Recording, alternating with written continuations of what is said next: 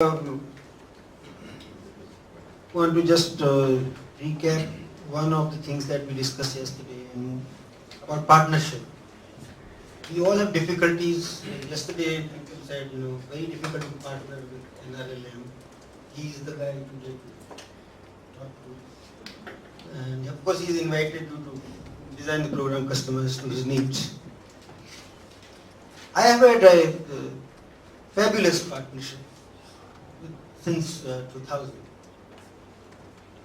And I'm going to tell you some of the stories, how the system opened up. Or maybe we customized our program or our design to their needs. Whatever it may be. Today I'll tell you some anecdotes, and from that we can draw some lessons for tomorrow. So a lot of it is, some of it is like nostalgia. But for some of you, it might be interesting to hear what happened in Bhopal, what happened in Madras, what happened in Washington, and so on. Just to bring some interesting experiences. Because somebody said if practitioner wants to theorize, it's very bad, because he can't tell you about practice, nor he can theorize. So I'm going to stick to my knitting and tell you some experiences.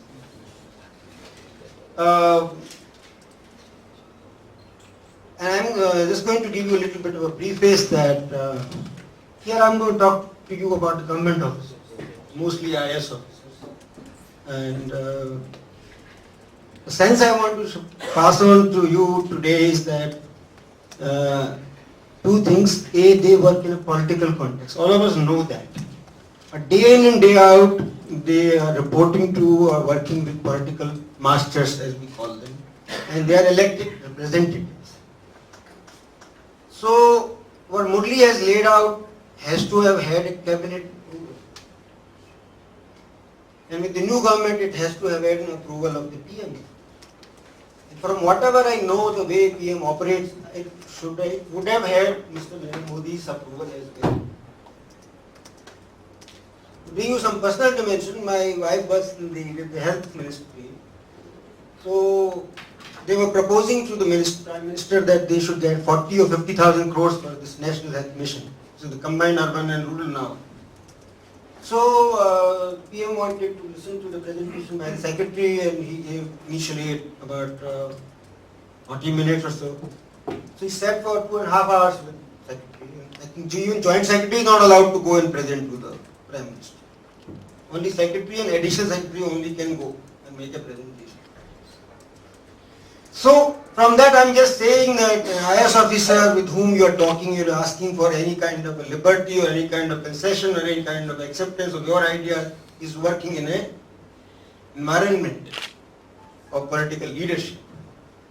Whatever may be the vision of that political leader, or the chief minister, I have seen it also, some of the vignettes, some of the experiences from the Madhya Pradesh experience onwards. But I just thought it should be kept in mind that it's not, if something doesn't happen, it's not necessarily always the IS officers to blame. Or if something good happens, he is not the only one to give credit. We should understand this, the way our democracy works. That's one thing I want to clearly say that. So, in that context, it is very important that autonomous or semi-autonomous societies, yesterday we were lampooning them, it's a very interesting, innovative, institutional framework. Because in that you get the latitude to innovate for HR. If you work in a department as Secretary Rural Development, you cannot say, okay, you can recruit people from open market. It's not so easy to convince the management department, who would come with two issues. One is GFR. Those who work with government, they will know what is GFR. And the guy who is in the back bench, Zulfi, can explain what is GFR.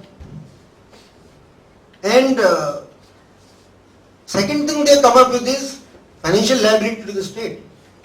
If you recruit, if you perpetually pay them, then sorry, we will not recruit them at this scale which you call market rate to pay to the open market professional. So that is also the context in which our colleague, counterpart, IS officer operates. His hands are tied, if not in front, in the back. So with this again, I just want to now start quickly the stories. First thing, Madhya Pradesh. Before that, can you explain what GFI is? No, that I am leaving to my friend Zulfikar. Government finance rules. See, General rules of finance. General rules of finance. They often operate along with various others rules and regulations to allow an organization to function. Independently, general rules of finance are not sufficient, but there are many other provisions. Once additional secretary code, it's more sacrosanct in the constitution. I'll have to go through the ASFA in the Ministry of Rural Development. Miss Seema Babuna. Yes. So, same in Health Ministry, same in the HRD Ministry, and etc. And they all have links with the Finance Ministry also.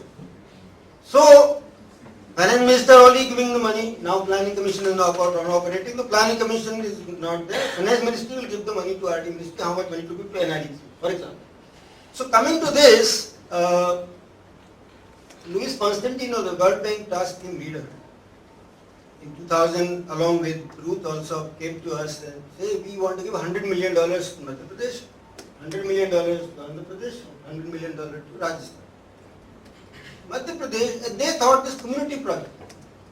So people like us, suckers, they should be implementing the project because we know community. Community driven development, CDD was a project we thought, government people don't know.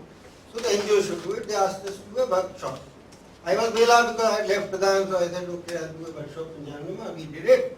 And we found that the government people found that it's not good enough. There are very 2 or 3 NGOs who are competent to do the job for $100 million. That time it was whatever, 50 crores. Money was to be given for 5-year project. So then what do we do? So we said to them, a politically correct thing to say, that there are very good people in the government. So Mr. Gauri Singh liked it very much. I have good people. I said, yes, you have good people. So what is the proof of concept for this? So we said in Watershed Mission, if those people who remember, Jhabua was a place to visit. It was a pilgrimage. So if Jhabua can happen within the government system, why can't DPIP happen in the government? So promptly, Teji and I went to the field and found that there are some good examples of engineers doing a great job of watershed development. So we gave that report that, okay, there are good people in the government can be found. But how to find the good people on a systematic basis? So Teji being Teji, our friend Tejinder Bhogal, we said, okay, I'll find some ways of screening them on attitude and motivation. So our thought was that if the government people are anyway cracking the public service exam, the IQ anyway has to be more, I don't know today, but at least at that time, they were above a certain bar. So what we need to screen them for is attitude and motivation.